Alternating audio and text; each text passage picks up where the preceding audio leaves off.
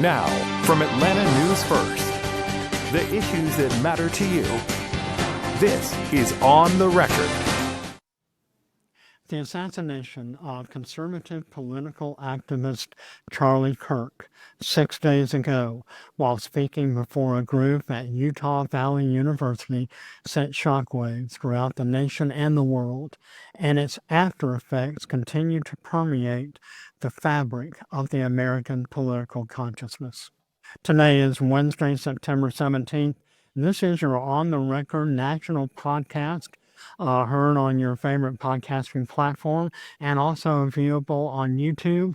Joined as always by Atlanta News First anchor and host of On the Record with Atlanta News First, Rick Volbaum and Tim Darnell. Rick, we had a planning meeting ahead of today's podcast yesterday, and we were looking at some of the national issues and the implications that this horrific event has had. I want to play, first of all, before we get into our discussion, Atlanta News First anchor and reporter Joe Gorshow attended a vigil last night held in Woodstock, I should say, for Charlie Kirk. Let's play this report and listen to the comments of some of those who were in attendance. We've seen vigils held across the nation in different cities and across different university campuses. On Tuesday night, right here in Woodstock, just a little ways behind me here, many residents, hundreds, if not more than 1,000, gathered to do the same, pray and remember the life of Charlie Kirk. Pray. A prayerful song echoes among the hundreds honoring Charlie Kirk's life. Tonight we're here to honor the life of Charlie Kirk. Behind Reformation Brewery in downtown Woodstock, people grief-stricken over Kirk's death reflect on the legacy he left behind. His knowledge and his passion and his loyalty. His love and respect. Get rid of the hatred, bring light to America and all the people that want to come together and speak the truth. Last week, conservative activist Charlie Kirk was shot and killed while speaking at a college campus event in Utah. On Tuesday, the suspect accused in Kirk's killing appeared in court. State of Utah versus Tyler James Robinson. Could you state your name? Tyler James Robinson. Tyler Robinson faces 7 charges, including aggravated murder and witness tampering. A Utah prosecutor said he will seek the death penalty. Charlie Kirk was murdered while engaging in one of our most sacred and cherished American rights. Charlie Kirk's suspected killer allegedly texted his roommate the day of the shooting and discussed his rifle and possible motive. Exchanges revealed in the charging documents released by Utah County officials. Some include, quote, "Drop what you're doing, look under my keyboard. I had the opportunity to take out Charlie Kirk, and I'm going to take it." Back in Georgia, in Woodstock, the prayers for Kirk and his family echo. We're about God and family. Kirk's alleged killer, Robinson, will be held without bail. Also, the judge has appointed Robinson an attorney with his next court hearing set for September 29th. Reporting from Woodstock, Joe Gorshow, Atlanta News First. Now, that was a vigil held last night in Woodstock here in Metro Atlanta. Rick, the political fallout and the reverberations that we were talking about earlier are really coming from and aimed towards individuals who have reacted in a somewhat controversial manner on social media in response to Charlie Kirk's death. Take us through some of the comments and observations that national political leaders are making in regards to individuals who are expressing, as I said, controversial opinions about what happened last Friday in Utah. Well, we have so far seen about 30, and I'm sure maybe that number has gone up since I last checked, but about 30 different private companies and businesses and who have fired or disciplined employees for making comments that they did not like on social media in the wake of Charlie Kirk's assassination. Some of these people pointing out some of the things that Charlie Kirk has said in the past, notably about the Second Amendment, and pointing out that that this was something that perhaps should have been anticipated. Anyway, these were comments that private companies and businesses did not like and did not think that it reflected well on them. And so we've seen different, for example, universities, hospital groups here in the Metro Atlanta area, the school board here in Cobb County, which is one of the largest school districts in the Metro Atlanta area, investigating teachers who made comments after the assassination. And this comes down to First Amendment and really what is protected and what's not. And I think that it's important to point out that our First Amendment protects speech from the government. The government shall not infringe upon people's free speech, even if that speech is deemed, hateful or disgusting or reprehensible. That speech is still protected. Now, the First Amendment does not protect people's speech when it comes to private companies. If you work for a company or an organization, that company or an organization has the ability to discipline or even fire employees if those employees make public statements or comments on social media that are determined to be detrimental to the overall reputation of the company. And so Delta Airlines, for example, which of course is based here in Atlanta, disciplining some employees, and again, other companies as well, a whole long list of them. And we're even hearing now from the Attorney General, Pam Bondi, who has gone on to a lot of different podcasts and media outlets, talking about the need to crack down on this type of speech. Now, this, of course, is a controversial statement on the part of the Attorney General, given that that free speech does cover any kind of infringement from the government itself. In fact, the Wall Street Journal's editorial page, which is not exactly known as a liberal bastion, they wrote an editorial saying that the Attorney General needs a lesson in the First Amendment, arguing that this speech is protected. And that's really sort of what it comes down to, I think, in a lot of people's views, is that that this kind of speech, a private company is another matter, but when it comes to the government trying to crack down on this type of speech, that is something that is not appropriate. But clearly, in the week since the assassination, we're seeing a lot of different people, both in government and out, grappling with what is acceptable, what is unacceptable, and it seems like that debate is going to continue in the coming days as we get closer and closer to Charlie Kirk's funeral, which will take place this Sunday. I'm interested in seeing what changes after the funeral takes place, that perhaps there are a lot of people who may be holding their fire right now, not criticizing Charlie Kirk and some of the things that he has said, not wanting to point them out now so soon after his horrific assassination. But once the funeral is passed, I do think that there's going to be a difference in tone, and I think that there's going to be a difference in the way that people sort of self-monitor when it comes to pointing out some of the things about Charlie Kirk and things that he was known to say that really might not be in line with mainstream America.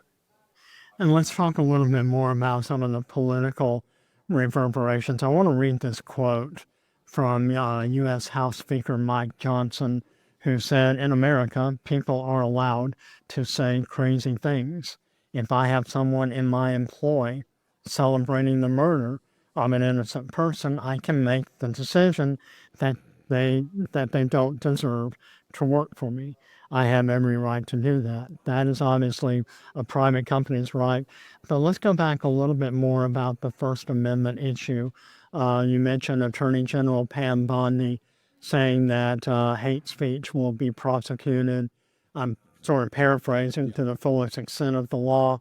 What kind of legal issues are there going forward in adopting that kind of judicial philosophy? Well, I mean, that's what you're exactly right. And I should say that I am not an attorney, although I've covered First Amendment cases and took a class in First Amendment law when I was in journalism school. But again, these are cases I think it's going to be very interesting to see exactly who steps forward to defend the right of people who may have said things that were deemed offensive, inappropriate, reprehensible, but still protected. And that's really what it comes down to. I remember learning a lesson years ago about the ACLU coming to the defense of the KKK, which wanted to hold a rally in a town called Skokie, Illinois.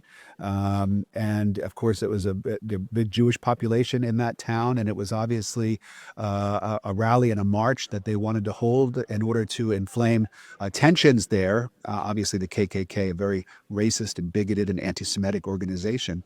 And so, a lot of controversy about their request to hold a rally and a march in Skokie, Illinois, but the ACLU defended the KKK's right to hold that march. And there is a famous quote that I've heard over the last week or so, and that is that I may not agree with what you're saying, but I will fight to the death to make sure that you have the right to say it. And I think that that's really what we're going to see in the weeks ahead as this conversation begins to broaden a bit. And as I said, I expect people to start sort of talking more about some of the things that Charlie Kirk talked about, some of the messages that he sent. In his many speeches, and obviously he was a proponent of the First Amendment and was actually engaging in free speech at the time of his assassination. But I do think that in the weeks after his funeral, we are going to hear people come out more critically against some of the things that he said, and how those statements are treated will be very interesting to watch. We have more reports from our local staff here at Atlanta News First, giving some local reaction to the assassination of Charlie Kirk. Let's hear one of these reports right now.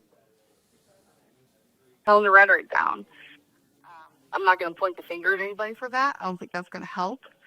But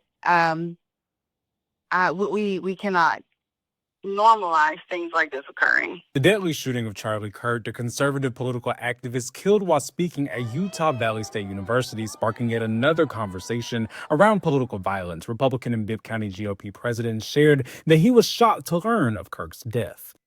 I've watched Charlie Kirk on videos and on TV and podcasts, and see how he talks to people and how he brings people into the fold that may disagree with him, but he wants to know why they disagree, and he wants to explain himself and how he thinks he's right versus what they think. Local Democrats in Houston County agree with the GOP that we all should be able to use our rights of free speech without fear of being harmed. However, it's important to be mindful of the rhetoric used. The First Amendment gives us all the right to be critical of our government. I think it crosses the line when you're saying things that are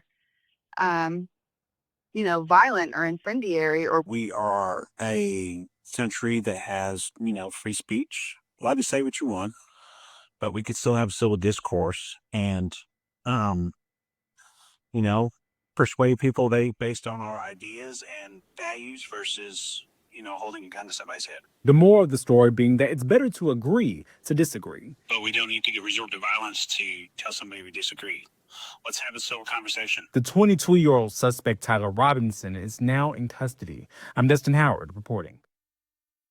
And at some point, this fever has to break. Georgia GOP Chairman Josh McCoon calling for cooler heads to prevail, days after conservative activist Charlie Kirk was shot and killed in Utah.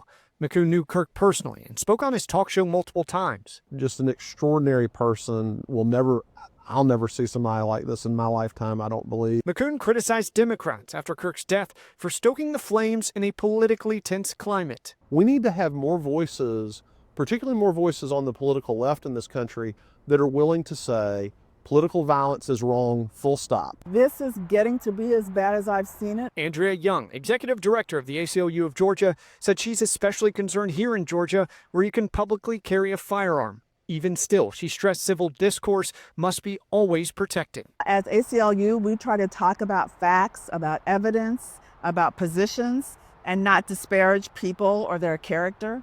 And I think that is a line that should not be crossed. With many of the ACLU's large events and rallies held outside, Young said she will reconsider which venues she will speak at during the threatening political climate. I think it's very important that people, we resurrect the nonviolent philosophy that, has been so important in the Atlanta that we see today, in the country that we see today. The funeral of Charlie Kirk will be held Sunday, September 21st. Also on Sunday, September 21st at 11 a.m.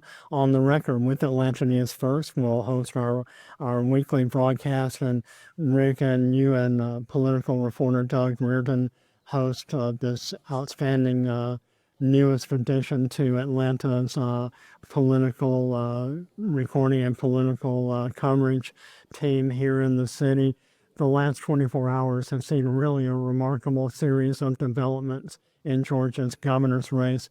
Tell us really quick what we've seen in terms of new candidates and some of the other issues that we're going to be talking about this coming Sunday on the record with Atlanta News First. Well, Tim, thank you. Yeah, we are going to continue to cover, of course, the political fallout from the Kirk assassination. We'll talk about that. But as you said, there has been a flurry of developments just in the last 24 hours when it comes to some of the major races here in Georgia, including a new candidate for governor. Republican Secretary of State Bob Raffensperger has announced that he is running as a Republican. Jeff Duncan, who is the former Republican lieutenant governor of Georgia, announcing that he will be running as a Democrat. And so we'll be talking about all of those issues with our panel coming up this weekend on the Record, which airs Sunday at 11 on Atlanta News First. Me following, obviously, this week, several former high-ranking officials from the Atlanta-based Centers for Disease Control and Prevention are testifying before Congress. A number of controversial developments still in that regard. This has been your weekly midweek on the record national podcast for Wednesday, September 17th. I've got September 21st on the brain. That is coming up this Sunday on the record with Atlanta News First at 11 a.m. broadcast on WANF. Also, watch and listen to all of the On the Record podcasts, including this one, this coming Sunday show, and all of the On the Record episodes on Spotify, YouTube. You watch it on YouTube, listen on Spotify, iTunes, or your favorite podcasting platform. For Rick Folbaum, I'm Tim Darnell. Thank you for watching ANF Plus. For more breaking news, live coverage, and your community stories, download the Atlanta News First app. You can also watch us on YouTube, Roku, Apple TV, and Fire TV. To join the conversation on YouTube Live, visit our channel and hit subscribe. You can also listen to the Atlanta News First podcast by searching Atlanta News First on your preferred listening platform.